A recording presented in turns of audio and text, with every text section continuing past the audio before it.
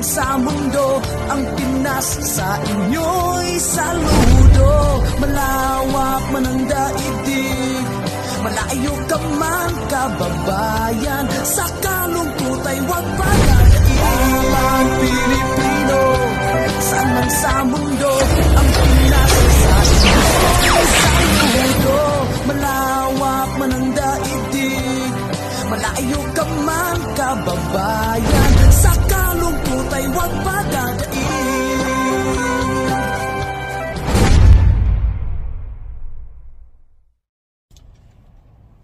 Hello, good morning. Cheryl Pinoy Local Trucker here. Ngayon, ang vlog ko ngayon is kung paano mag-check ng air brake. Mayroon tayong kaibigan na nag-request kung paano mag-check ng air brake.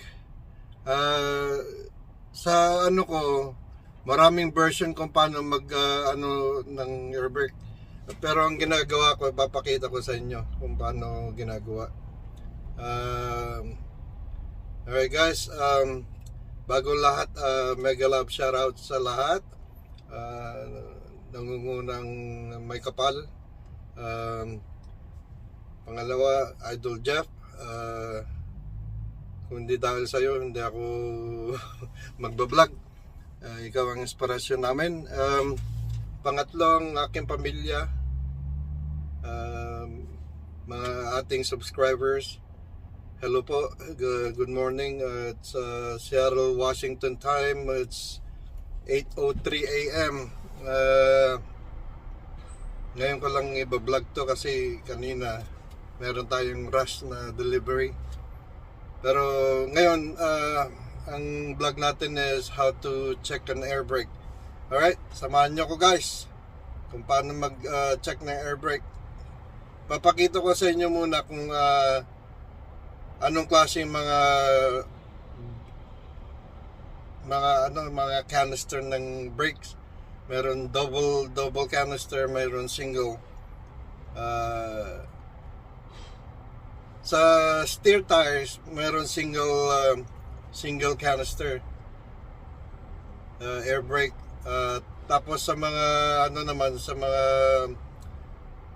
drive tires, meron apat. Kung 4 double axle yung apat din na malalaking canister. And I'll show you guys what kind of canister. Be right back. Alright guys, I'm back. Ang vlog natin ngayon is how to paano mag-check ng air brake. First of all, maraming klaseng air drum para sa air brake. Lalo na sa mga malalaking truck, lalo na yung mga double axle tractor. Meron silang may single, may double. Dito sa harapan, lalo na itong steer tire, meron isa dyan, isa rin din sa kabila. Ayan ang single self-adjusting air drum. Lalo na pag numinipis yung numinipis yung yung brake pad mo, sa self-adjust niyan, sumisikip din yan. Lalo na yung rod na yan, sumisikip yan pag manipis na yung air pad, yung brake pads mo.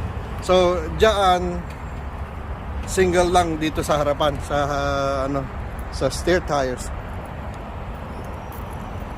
Kung may drop axle ka, meron din meron ding brake drum, self-adjusting din yan. Ayan, para sa drop axle pag pantulong sa overweight. Dito naman sa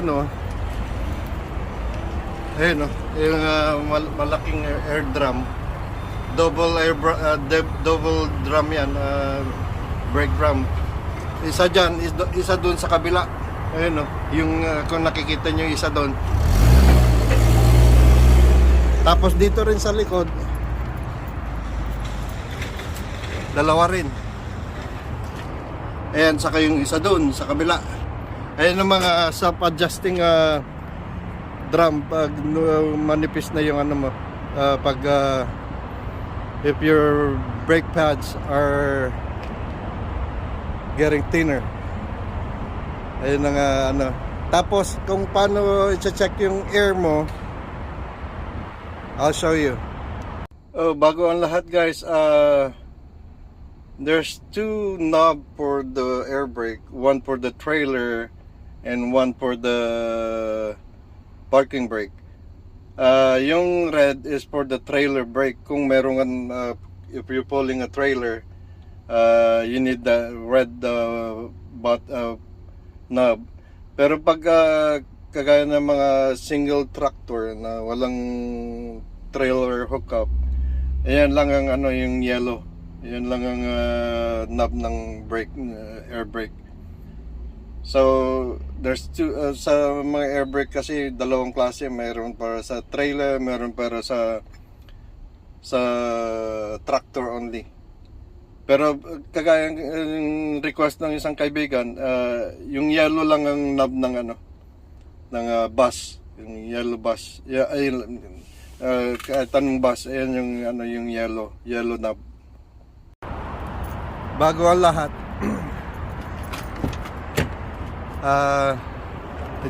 check natin yung ano natin, yung air gauge.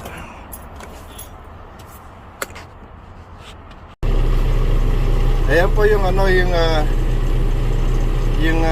air gauge. Meron tayong primary at saka meron secondary. Yung primary at saka secondary kasi just in case na yung primary naubusan ng air, meron tayong secondary para ano, para emergency. So i-build up natin yung ano, yung air gauge to at least 120. Tapos maririnig mo yung air dryer na magdadump ng air. That means puno na yung ano, yung air canister, yung air tank. So ayan na, mag-ano na sa ano. Tapos may maririnig kayong air dryer. So ayan na, mapupuno na. So ayun, narinig nyo. So ngayon, patayin natin yung engine. Tapos labas tayo sa ano. Tapos papakinggan natin kung mayroong air leak. Papakinggan natin kung may mga air leak, yung ano, may hissing sound. Wala naman, walang air leak. So you have to go to all the canister kung may air leak. Wala kayong naririnig, di ba? That means it's working. Walang air brake, walang air leak. Kung may air leak yan, may maririnig kayong hissing sound. Okay? Ganun lang ano. Tapos, ang gagawin natin next, i-dump natin yung air. Tapos i-build up natin. Tapos ngayon, next, ang gagawin natin, i-dump natin yung ano, tapos i-build natin yung air natin ulit to more than 120 psi. Okay, i-dump natin. To do that, we have to apply for the brake. I-dump natin yung ano, yung brake, air gauge. Apakan ko ngayon yung ano, yung brake. Tapos i-dump natin yun. Tapos i-drop natin doon sa may red line, sa may at least 50 psi.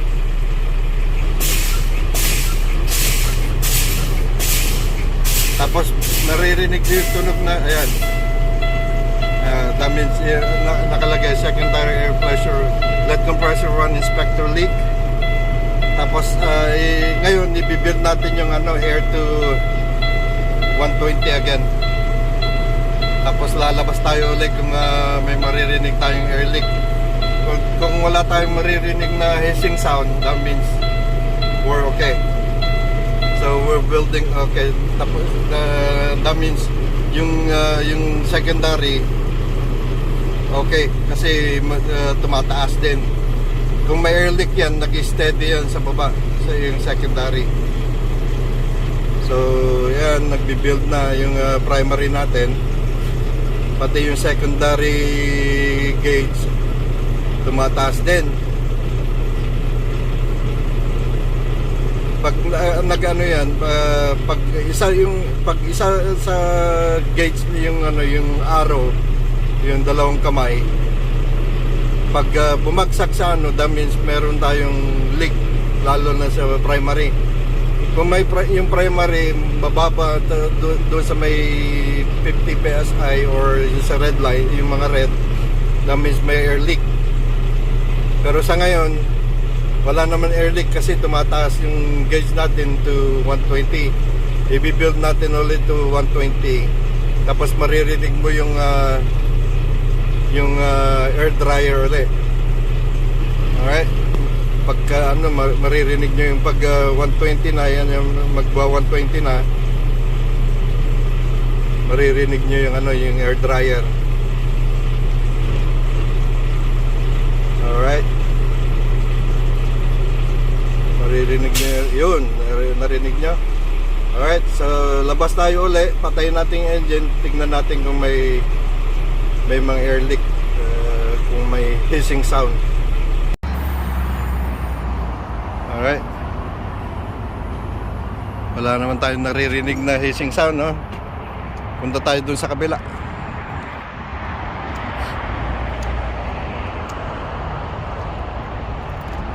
Ito yung sa left, wala kayong naririnig. Ayun yung self-adjusting rod. Pag manipis na yung airpods mo, hindi makita yung mga airpods. Yung mga airpod, that means self-adjust yan, sumisikip yan. So tingnan natin dito sa may likod, pakinggan natin kung may wala, magkabila, walang sounds. Wala tayong naririnig na air leak.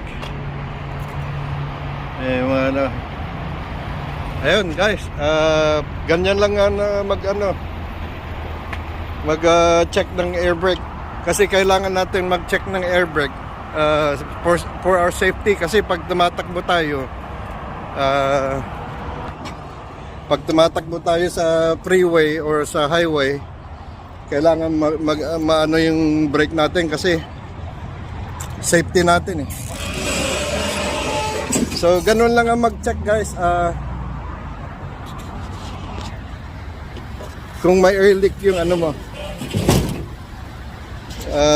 kung may air leak yung truck mo, ganun lang mag-apply ng mag-build ng air.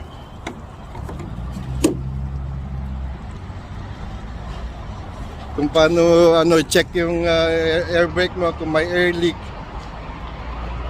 Alright, I'll see you guys in my next vlog. Shout out po sa lahat. I love you. Love you all. So yun guys, ganun sa version ko, ganun na ako mag-check ng air brake natin, lalo na yung mga brake canister, yung single sa double, sa kung ilan ng double canister sa isang double axle. So far I got like 4 na double canister sa 4 axle ko sa likod, tapos is single canister doon sa drop axle, single canister doon sa steer tire ko. So puro self-adjusting rod yung mga nila. Pag naging manipis yung ano mo, yung brake pad mo, mag-a-adjust yung rod, sisikip yun para hindi maluwang yung rod. So yeah, guys, if you guys kung may mali man ako, please check i-correct nyo ako kung ano man ng ano. I've been driving for 17 years, pero I do that way every day. Kasi it's my safety, it's my truck ko to, tinuturing ko sarili kong truck to kasi yung safety ng ano ko nasa sa mga kamay ko. For my safety, for other safety. Kaya everyday chine-check natin kung paano mag-check ng air leak. Kung may air leak, tumawag ka kagad ng shop para dalhin yung truck doon sa para i-fix nila kagad. So kung may mali man ako, comment down below. Please, kung bago kayo sa mga channel ko, salamat. Please subscribe and share. Tapos nakalimutan ko, shout out sa mga Seward family. Shout out sa Seward Team USA na kaparty ko, mga kapatid ko sa Seward Team USA, mga Planet Seward. Hello everybody. Iisa lang naman tayo lahat sa Seward Team. Kaya Idol Jeff, saludo ako sa iyo. Salamat sa paglagay mo ng aking pangalan sa iyong bangka. I'm honored to be part of your name in your boat sa bangka mo. English yun Alright guys, I will see you guys on my next vlog. Please comment down below kung may mali man ako sa mga ginawa ko sa pag tire check. I mean air brake check sa my air leak. Please, love you all. Bye-bye.